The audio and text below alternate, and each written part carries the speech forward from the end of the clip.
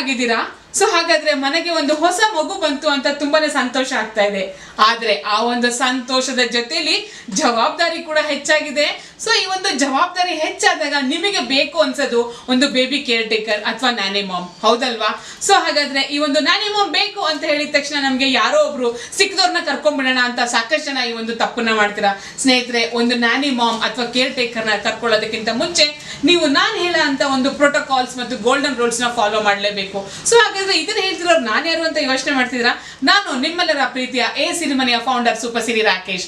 ಸ್ನೇಹಿತರೆ, ಒಂದಷ್ಟು golden rules ನ ಹೇಳ್ತೀನಿ ಕೇಳಿ. ನಂಬರ್ 1, ಫಸ್ಟ್ ಅವ್ರು ಯಾರು, ಅವ್ರ ಬ್ಯಾಕ್ ಗ್ರೌಂಡ್ ವೆರಿಫಿಕೇಶನ್ ನಾವು ಮಾಡಬೇಕಾಗುತ್ತೆ.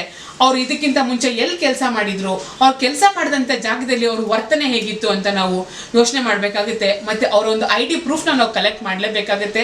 ಸಾಧ್ಯವಾದರೆ ಒಂದು ಪೊಲೀಸ್ ವೆರಿಫಿಕೇಶನ್ ಕೂಡ ಮಾಡ್ಕೋಬೇಕಾಗುತ್ತೆ. ಎರಡನೇದು, ಅವ್ರಿಗೆ ನಾವು ನಮ್ಮ ಒಂದು ರಿಕ್ವೈರ್ಮೆಂಟ್ಸ್, ನಮ್ಮ ನೀಡ್ಸ್ ಆ್ಯಂಡ್ ವಾಂಟ್ಸ್ನ ಕೂಡ ನಾವು ಕ್ಲಾರಿಟಿ ಕೊಡಬೇಕಾಗುತ್ತೆ. ಅದೇನಪ್ಪ ಅಂದರೆ ಬರೀ ಮಗುನಷ್ಟೇ ನೋಡ್ಕೋಬೇಕಾ, ಅಥವಾ ಮಗುವಿನ ತಾಯಿಗೆ ಅಡುಗೆ ಮಾಡಬೇಕಾ, ಅಥವಾ ಮನೆ ಕೆಲಸನೂ ಮಾಡಬೇಕಾ? ಸೊ ನಾವು ಈ ಥರ ನಮ್ಮ ಒಂದು ಕೆಲಸದ ಕ್ಲಾರಿಟಿನ ಕೂಡ ಕೊಡಬೇಕಾಗುತ್ತೆ. ಮತ್ತೆ ಅವರು ನ್ಯಾನಿ ಮಾಮ್ ಅಂತ ನಮ್ಮ ಮನೆಗೆ ಏನ್ ಬರ್ತಾರೆ, ಅವರು ಹೆಲ್ತ್ ಮತ್ತೆ ಹೈಜೀನ್ ಬಗ್ಗೆ ಕೂಡ ನಾವು ವಿಚಾರಿಸಬೇಕಾಗುತ್ತೆ. ಅವ್ರ ಆರೋಗ್ಯದಲ್ಲಿ ಏನಾರ ಸಮಸ್ಯೆ ಇದೆಯಾ, ಅವ್ರಿಗೇನಾರ ಇನ್ಫೆಕ್ಷನ್ಸ್ ಆಗಿತ್ತಾ ಅಂತ ನಾವು ವಿಚಾರ ಮಾಡಬೇಕಾಗುತ್ತೆ. ಯಾಕಪ್ಪ ಅಂದ್ರೆ ಅವ್ರು ನೋಡ್ಕೊಳ್ಳೋ ಅಂಥದ್ದು ನಮ್ಮ ಮಗುವಿನ, ಅವ್ರ ಆರೋಗ್ಯ ಚೆನ್ನಾಗಿದ್ರೆ ಮಾತ್ರ ಅವರು ನಮ್ಮ ಮಗುನ ಚೆನ್ನಾಗಿ ನೋಡ್ಕೊಳಕ್ಕಾಗತ್ತೆ. ಜೊತೆಗೆ ಅವರು ಬಂದಿದ ತಕ್ಷಣ ಅವ್ರಿಗೊಂದು ಎಮೋಷನಲ್ ಟೆಸ್ಟ್, ಎಮೋಷನಲ್ ಟ್ರಯಲ್ನ ಕೂಡ ನಾವು ನೋಡಬೇಕಾಗುತ್ತೆ. ಯಾವ ಥರ ಅಂದರೆ ಅವರು ನಮ್ಮ ಮಗುವಿನ ಯಾವ ರೀತಿ ನೋಡ್ಕೋತಾರೆ, ಅಂದರೆ ಮಗುನ ಅವ್ರಿಗೆ ಕೊಟ್ಬಿಟ್ಟು ನಾವು ಆರಾಮಾಗಿದ್ದೀವಿ ಅಂತ ಅನ್ಕೋಬಾರ್ದು ಸ್ನೇಹಿತರೆ. ನಮ್ಮ ಮಗುನ ಅವರು ಪ್ರೀತಿಯಿಂದ ನೋಡ್ಕೋತಾರ, ನಗ್ನಗ್ತಾ ನೋಡ್ಕೋತಾರ.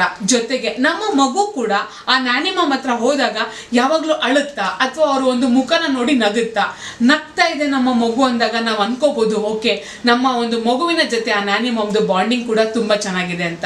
ಸೊ ಈ ತರ ಒಂದು ನಾವು ಟ್ರಯಲ್ನ ನೋಡ್ಬೇಕಾಗುತ್ತೆ.